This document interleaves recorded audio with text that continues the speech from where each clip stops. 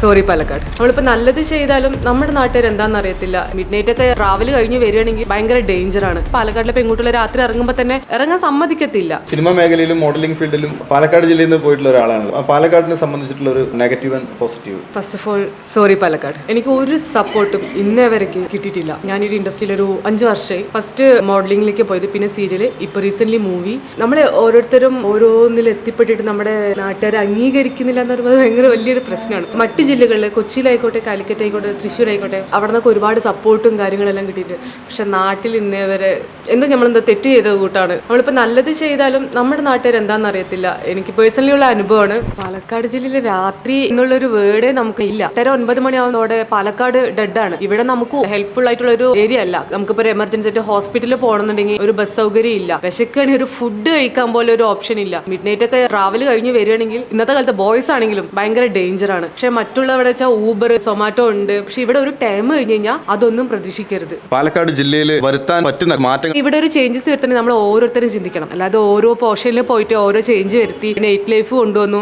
അങ്ങനെ ഓരോന്നോരോന്ന് കൊണ്ടുവന്നിട്ട് കാര്യമില്ല. ഓരോ വ്യക്തികളും മാറുക. നമ്മുടെ അച്ഛനമ്മമാര് അവർക്ക് ഇതൊന്നും ഒട്ടും അക്സെപ്റ്റ് ചെയ്യാൻ പറ്റത്തില്ല. നമ്മൾ മാറുന്നതിനൊപ്പം നല്ല രീതിക്ക് മാറണം. പാലക്കാട്ടിലെ പെൺകുട്ടികൾ രാത്രി ഇറങ്ങുമ്പോൾ തന്നെ ഇറങ്ങാൻ സമ്മതിക്കത്തില്ല. അപ്പൊ അതൊക്കെ ഒന്ന് മാറ്റി എല്ലാവർക്കും ഒരു പ്രൊട്ടക്റ്റ് ആവണം.